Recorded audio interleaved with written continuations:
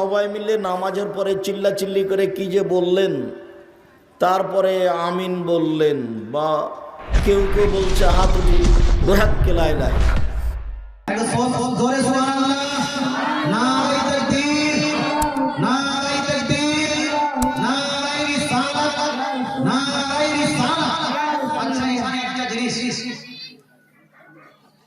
কথাগুলো কি বুঝে যাচ্ছে ভাই? আচ্ছা আচ্ছা, একটা জিনিস, হুজুর ঠিক আছে দোয়া করব, কিন্তু অনেকগুলো মানুষ বলে দোয়া করব, কিন্তু হাত তুলে দোয়া করা যাবে না। হাত তুলে দোয়া করলে বিদআত হবে, এরকম বলে কি বলে না? বলে না? অনেকগুলো মানুষ আছে যারা হাত তুলে দোয়াকে ব্যঙ্গ করে দেন। হাত তুলে দোয়া করা যাবে না। আপনাদের দেশে যখন বিবাহ হয়, এই যে একসঙ্গে বিবাহ মিলে যায়, তখন বিবাহ করার মৌলবি সাহেব, সেই বিবাহ করানোর পরে ওখানে কি আপনারা দোয়া করেন ভাই? করেন কি করেন না?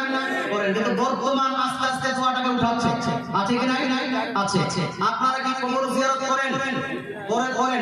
কিন্তু আপনি গোপালপুর জেলা, আপনার পাশে একটা গ্রাম আছে গোপালপুর, ওর পাশে আরেকটা গ্রাম আছে, ওই গ্রাম থেকে আস্তে আস্তে কবর জিয়ারত উঠে যাচ্ছে। 40-এর 4 অঙ্ক উঠেছে। মুসলমান আপনাদের মাটি দোয়া করে দোয়াটা উঠেছে। এবার যারা আপনার ওই কবর জিয়ারতকে উঠিয়ে দিচ্ছে, আমাদের দেশে বহু জায়গায় উঠিয়ে দিয়েছে। প্রশ্ন হলো হুজুর, আল্লাহর কাছে দোয়া করব, কিন্তু দোয়া করব কিভাবে? হাত তুলে দোয়া করব না হাত ছেড়ে দোয়া করব? কোনটা দোয়া করব? একটু মনোযোগ সহকারে শুনুন। 2-4টা হাদিস। মা বোন আপনারা একটু বসুন, আপনাদের ইনশাআল্লাহ তাআলা আলোচনা হবে। আলোচনা করে স্পষ্ট বুঝতে পারবেন ইনশাআল্লাহ তাআলা। মুসলমান আমি বলতেছিলাম, আমার নবী, আপনার নবী, দয়ার নবী, মায়ের নবী দোয়ার সিস্টেম শিখিয়েছেন, দোয়ার নিয়ম শিখিয়েছেন। দোয়ার নিয়মটা কি? হাত তুলে না হাত ছেড়ে আল্লাহ তাআলা রাসূল ইরশাদ করেন। হাদিসটি লিপিবদ্ধ আছে সুনান ইবনে মাজাহ জিল নাম্বার 2 চ্যাপ্টার অফ দোয়ার মধ্যে। সেই হাদিসটা লিপিবদ্ধ আছে মিশকাত শরীফ প্রথম খণ্ড চ্যাপ্টার অফ দাওয়াতের মধ্যে। সেই হাদিসটা লিপিবদ্ধ আছে সুনান আবু দাউদ জিল নাম্বার 1 পেজ নাম্বার 216 এর মধ্যে। আল্লাহ তাআলা রাসূল ইরশাদ করেন, সাল্লাল্লাহু বিবুতুন আতিফিকুম ওয়া লা তাসআলুহু বিযুহুরিহা। আল্লাহ তাআলা রাসূল বলছেন, হে আমার উম্মত উম্মতিরা, তোমরা যখন আল্লাহর কাছে দোয়া করবে, দোয়া করার সময় দুই হাত উত্তোলন করে দোয়া করো। জোরে বলে সুবহানাল্লাহ। দুই হাত তুলে দোয়া করো। ওয়া লা তাসআলুহু বিযুহুরিহা। আর এইরকম উল্টো হাতে দোয়া করো না। এইরকম উল্টো হাতে খ্রিস্টানরা যেভাবে দোয়া করে, এইরকম করে দোয়া করো না।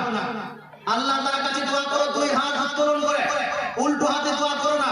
আর দেখবেন আপনারা সুন্নি মানুষ যখন দোয়া শেষ করে এরকম করে মুখমণ্ডলে বুলিয়ে নেন না, এরকম করে মুখমণ্ডলে মুসা করে নেন। আপনাদের বাংলাদেশে কিছু বক্তা বলতে শুরু করেছে যে দোয়ার শেষে এরকম করে মুখমণ্ডলে বুলিয়ে নেওয়া এটা হলো বেদাত কাজ, এটাতে কোনো লাভ নাই, এটা হলো পরিত্যাজ্য কাজ। এই কাজটা করলে আপনার ক্ষতি হবে, গুনাহ হবে। এটা কিছু বক্তাদের বক্তৃতা, কিন্তু আমার নবীর বক্তৃতা কি? আমার নবী বলছেন, ফাইদা ফারাতুম ফামসাহু বিহা ওয়াজুহাকুম। নবী বলছেন, হে আমার উম্মত উম্মতিরা, তোমরা যখন দোয়াকে সমাপ্ত করবে, সমাপ্ত করার পরে হাত নিচে নয়, এই হাত দিয়ে নিজের মুখমণ্ডলকে বুলিয়ে নিবে। জোরে বলে সুবহানাল্লাহ। মুখমণ্ডলকে কি করবে? বুলিয়ে নিবে, মাসাজ করে নিবে, এরকম করে মাসাজ করে নিবে। এই মাসাজ করার কথাও আমার নবী বলেছেন। এবার আপনাকে প্রশ্ন করতে চাই, হাত তুলে দোয়া করার কথা হাদিসে আছে কি নাই? এজন্য আছে কি নাই? আছে। আচ্ছা, আমার নবী কিভাবে দোয়া করতেন? হাত তুলে দোয়া করতেন না হাত ছেড়ে দোয়া করতেন?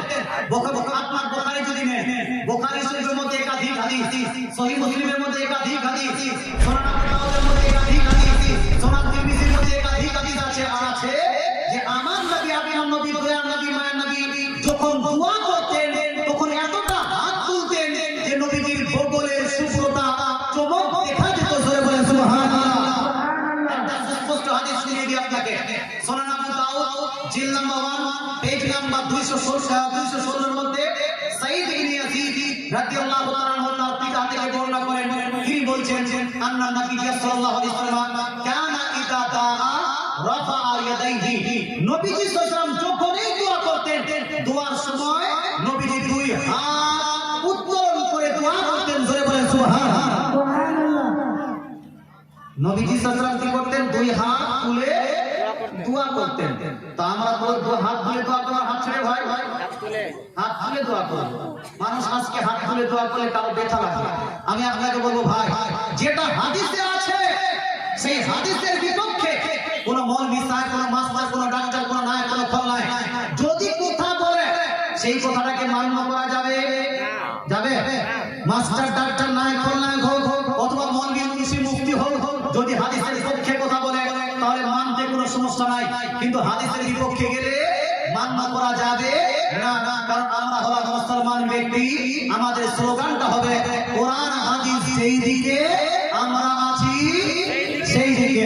কোরআন হাদিস সেই দিকে, আমরা থাকবো সেই দিকে। একবার দরুদ শরীফ পড়ুন, আল্লাহু আকবার।